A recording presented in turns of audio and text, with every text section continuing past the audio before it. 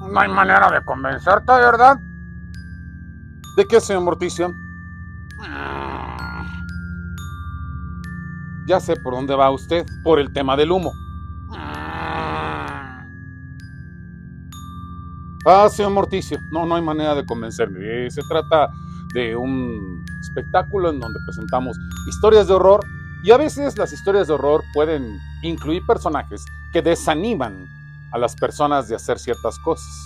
Por ejemplo, a los pretendientes demasiado encimosos que suelen tener ciertas mujeres. Señores, señores, saludos cordiales. Para nosotros es un placer darles una vez más la bienvenida a las sombras.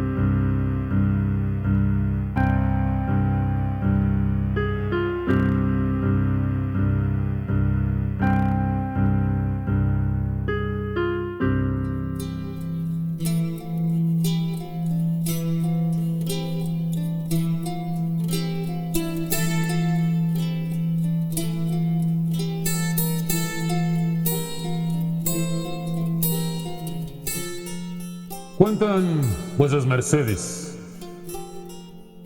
que ya por el año de 1650 eventos sumamente oscuros envolvieron una calle del centro histórico de la muy noble y leal Ciudad de México. Estos eventos envolvieron la calle llamada del Espíritu Santo. Hoy, sin embargo, conocida como la calle de Isabel la Católica.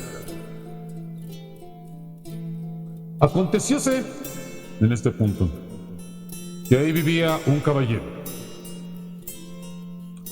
don Antonio, y para la hacienda que tenía, recibió algún día la visita de un muy importante oidor.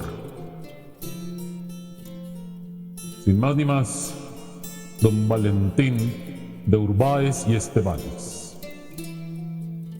Dicho oidor, y por la relevancia de su cargo, se piensa que el relato que a continuación vamos a tener conocimiento, sin duda alguna, tiene probablemente todos los tintes de veracidad que pueda haber. Aunque, si me lo permiten decir, vuesas mercedes, probablemente al final del mismo nos queden más dudas que respuestas. Dice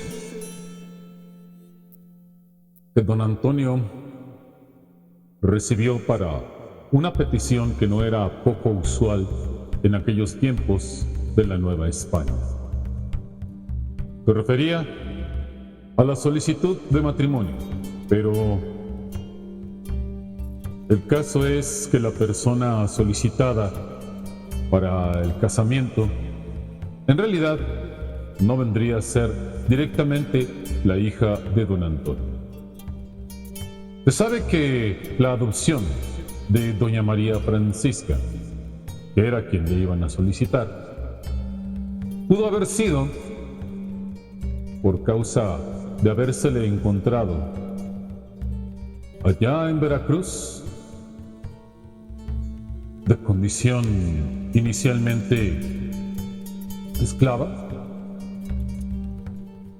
o bien vendría a ser hija de mulatos que la habrían abandonado y que don Antonio se habría condolido de su situación y habría decidido adoptarla.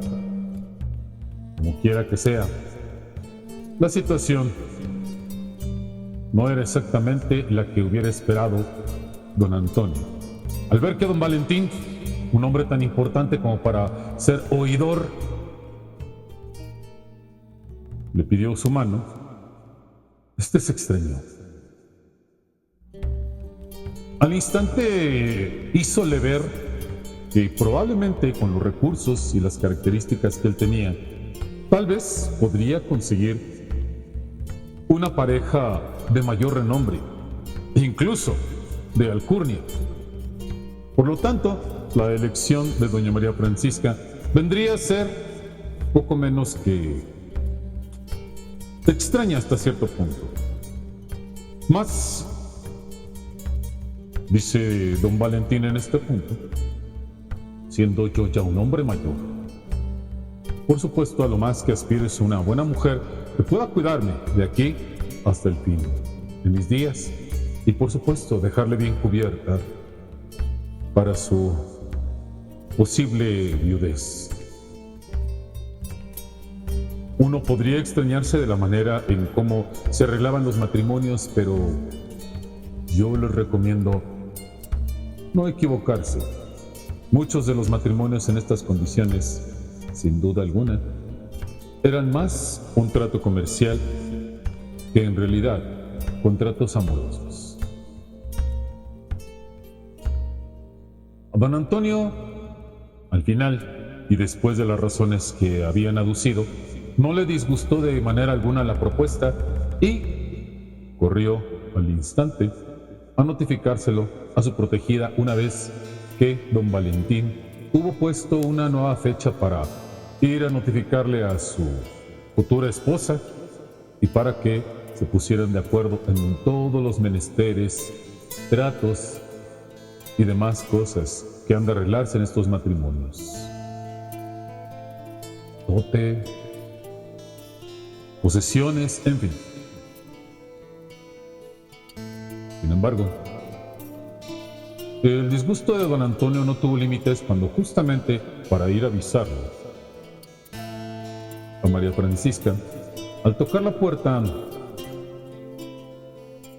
desgraciadamente para él, comenzó a escuchar primero un murmullo, luego cuchicheos y después señas inequívocas de que María Francisca no solamente estaba en compañía, sino que además las actividades que estaban teniendo lugar ahí, por supuesto, no podían ser menos desagradables a los ojos de Dios y de cualquier ojo casto que en ese instante se hubiera atrevido a entrar. Así pues, cuando María Francisca, con síntomas y por supuesto señas inequívocas de que habría estado manteniendo cierto tipo de íntimo contacto con un varón, hizo que en ese instante don Antonio se enfadara y comenzara a buscar por todas partes. Así las cosas, finalmente abajo de la cama, que no habría sido definitivamente el mejor lugar donde podría haber escogido aquel hombre para esconderse, finalmente aparece el rostro de Juan de López. El coraje de don Antonio no tuvo límites, porque don Juan de López era ni más ni menos que su sobrino. A todo esto, don Juan, pese a todo, quiso responder de la manera adecuada, que es solicitando, para evitar manchar el nombre de su noble tío, casándose con María Francisca. Pero he aquí que les notifican ambos que doña María Francisca ya tiene un pretendiente y futuro marido. Aquello no pudo ser sino como un balde de agua en la cabeza de ambos. A tal grado la pasión los había llevado que no se imaginaban el uno sin el otro, y menos en estas circunstancias. Por ende, don Juan todavía tuvo oportunidad de entrevistarse con María Francisca pese a los deseos de su tío. Y es así que finalmente acordaron un plan. como todos los planes de los amantes, sin duda alguna, algo despropositado y, por supuesto, peligroso.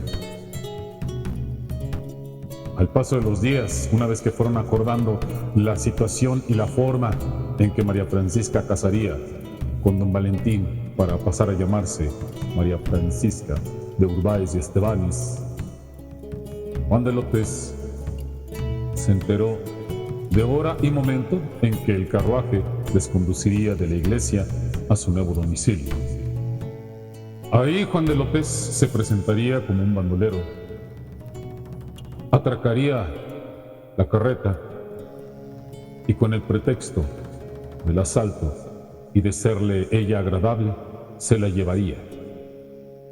Posteriormente, después, ambos huirían de ahí a donde pudieran seguir viviendo ese amor que se negaban a perder. Puede sonar bien en cualquier mente dicha situación, pero el caso es que el plan, siendo justamente don Valentín un oidor, no era la mejor situación. Y es que, por supuesto, siendo los oidores personas tan importantes en los juicios por causa de que su opinión y, sin duda alguna, su juicio era importante en los casos, no eran personas que fueran a cualquier parte sin ninguna guardia, sin ninguna vigilancia especial. Así pues, como se decidió que la boda fuera sin ningún boato y sin tanta fiesta, una vez que subieron a la carroza y llegaron al punto donde Juan de López había acordado con su amada para que estuviera prevenida de que habría un asalto simulado,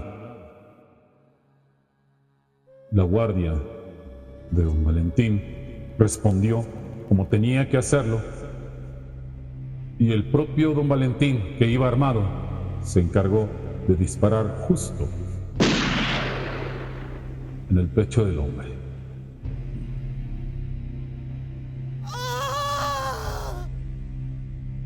Cuánto hubo de llorar en ese momento María Francisca, una vez despojada de la máscara y confesando el amor que sentía por Juan. No lo sé. Parecieron minutos eternos, en los cuales don Valentín, viéndose completamente afrentado, la urgía a levantarse y la instaba a que le siguiera a su casa. Ya no era cosa simple y sencillamente de tener una esposa, sino era una cosa de honor. Se había atrevido a pactar con un amante un fingido asalto para evitar que don Valentín consumara el matrimonio. No podía soportarlo.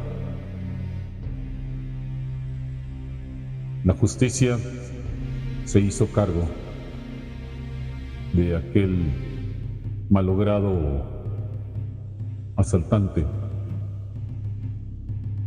y don Valentín condujo a su novia a su nuevo hogar, allí en la calle del Espíritu Santo.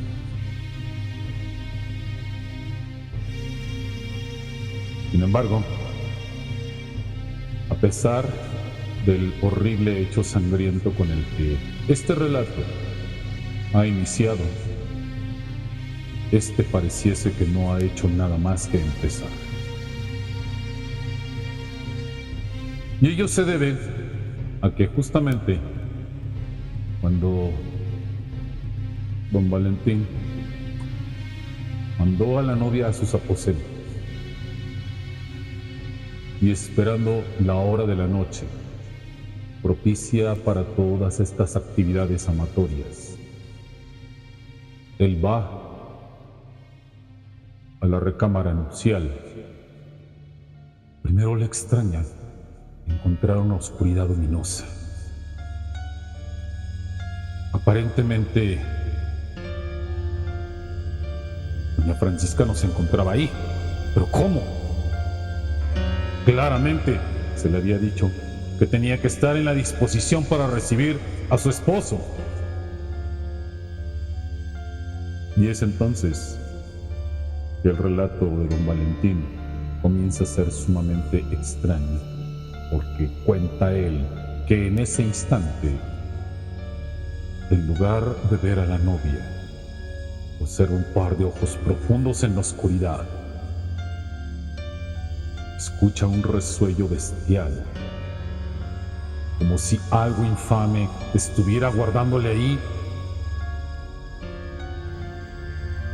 Y así también escucha la forma en cómo hilos de saliva goteaban de las quijadas de una criatura infame que él dio por una cantidad de 2 metros de altura y una corpulencia extraordinaria que le miraba desde el fondo de la habitación e inmediatamente, con pesados pasos, comenzó a arrojarse a él. Don Valentín cerró la puerta. No entendía qué era lo que estaba pasando.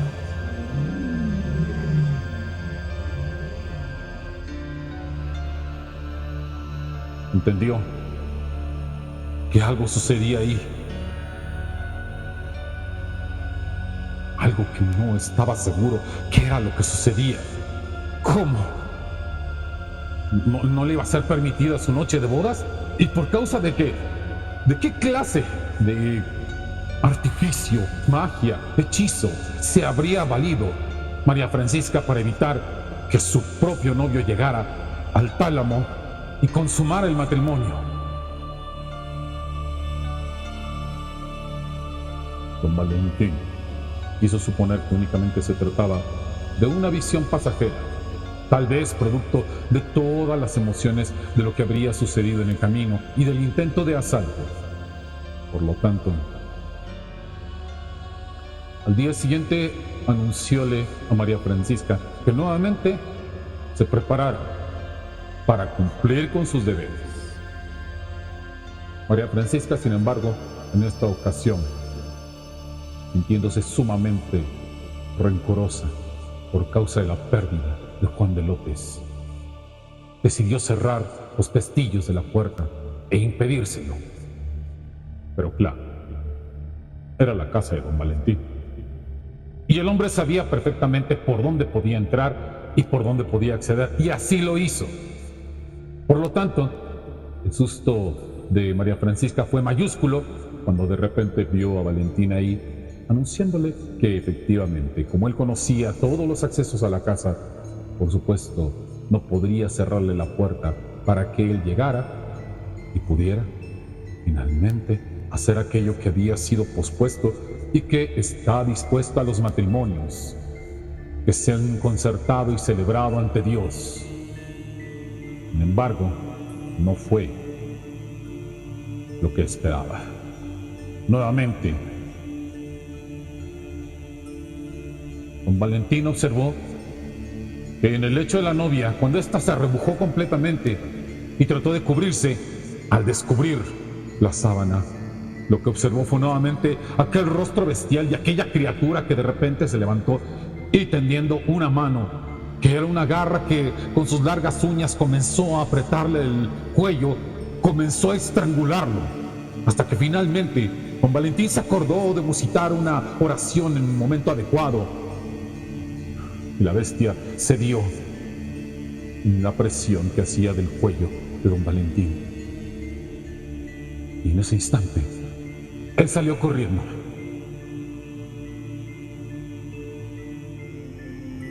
Anuncióle a todo el mundo lo que estaba pasando. Recurrió a los poderosos amigos que tenía en la Santa Inquisición. Y entonces se ordenó la investigación.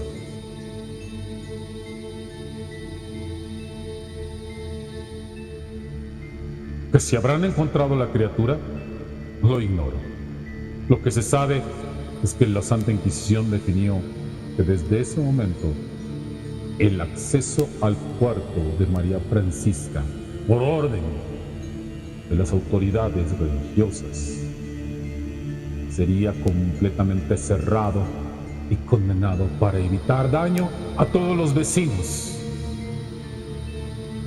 El hecho, a pesar de que se intentó ocultar el escándalo, fue bastante notorio y la gente lo supo porque en un principio escuchaban los gritos de María Francisca pidiendo que le fuera concedida la libertad. Y después, nada.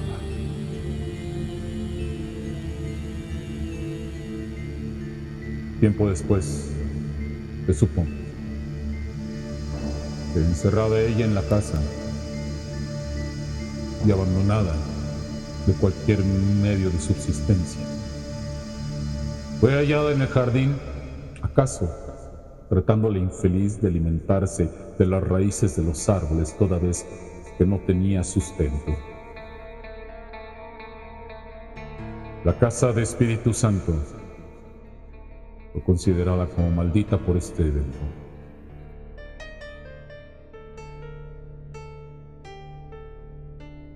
Y dicen vuesas mercedes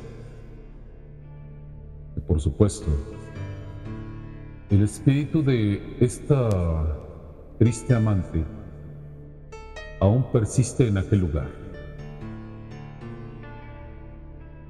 Si vos queréis alzar una oración por ella, hacedlo. Pero no olvidéis que muy probablemente también se encuentra acompañada de alguna abominable compañía,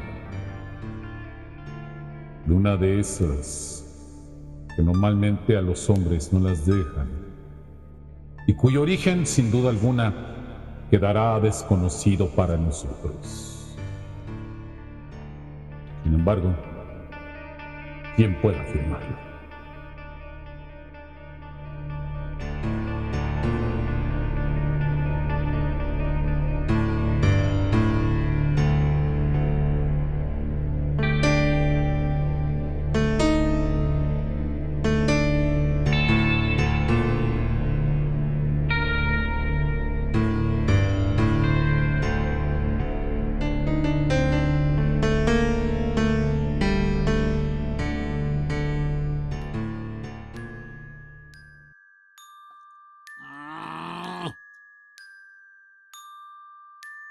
Eso es horrible.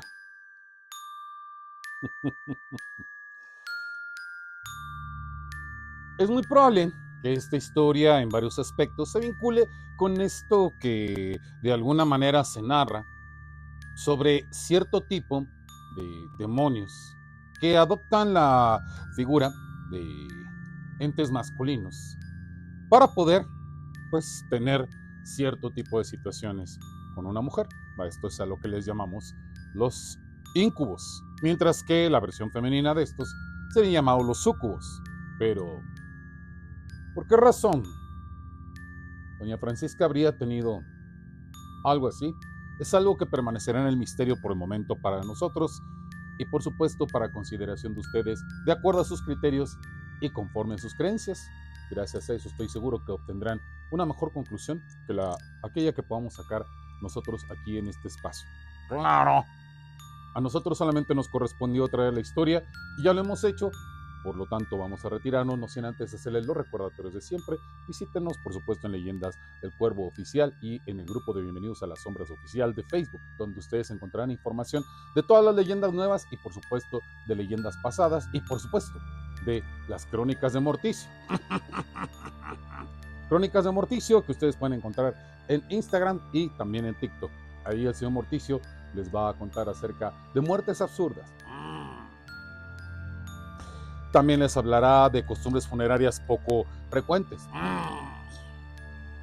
Y también hablará acerca de este tipo de asuntos de predicciones y de ocultismo que sin duda alguna a ustedes que les gustan este tipo de cosas disfrutarán enormemente en los videos de 1 minuto que normalmente permiten estas plataformas para los usuarios. Esperamos que lo disfruten. También esperamos que disfruten la parte literaria de Paul Raven, que veo de ustedes, escritor que trabaja para Literpo, revista que desde Texas para el mundo realiza la difusión cultural de la literatura a gran escala y nosotros estamos pues buscando seguir adelante gracias al ánimo empeñoso de nuestra directora, la maestra Eniri Saiz, a quien envío un cordial saludo. De la misma forma, también en la difusión de la poesía gótica y por supuesto también como patrocinada de todo este tipo de espacios relativos a leyendas, relativos al horror, relativo a todo este tipo de situaciones muy relacionadas con esto, la maestra Angie Vampi, que dirige el proyecto de Luna de Octubre, creadora del grupo, a quien también le mando un cordial y cariñoso saludo. Ahí van a encontrar ustedes toda una serie de propuestas que van desde los videopoemas, que son recreaciones o bien creaciones basadas en los textos de distintos miembros del grupo, de nosotros mismos y también de los amigos que visitan los retos de la página. En un canal de YouTube. También estamos en un canal de YouTube con los videopoemas y con las pláticas de los libros del cuervo, en donde hablamos de temas que son interesantes para la comunidad gótica, autores oscuros o bien desconocidos, o temas que pueden relacionarse con el vampirismo, el espiritismo, en fin, entre varias de estas situaciones. Y asimismo, pues, además de Luna de Octubre, tener sus propios espacios, como también los tiene el Interpo, y los invitamos a conocerlos, obviamente, en los vínculos que tenemos en la descripción. No olviden ustedes suscribirse al canal, no olviden ustedes también obsequiarnos un like si les gusta el trabajo que estamos haciendo, y no olviden también, por supuesto, activar la campanilla para que ustedes puedan tener un recordatorio de videos nuevos. Saben perfectamente que todas estas acciones son sumamente útiles en contra de la maldición del algoritmo. Y sin más por el momento, y por supuesto agradeciendo de antemano toda su atención, nos vamos a retirar, no sin antes recordarles que tenemos una oportunidad el próximo martes para una vez más darles la bienvenida a las sombras.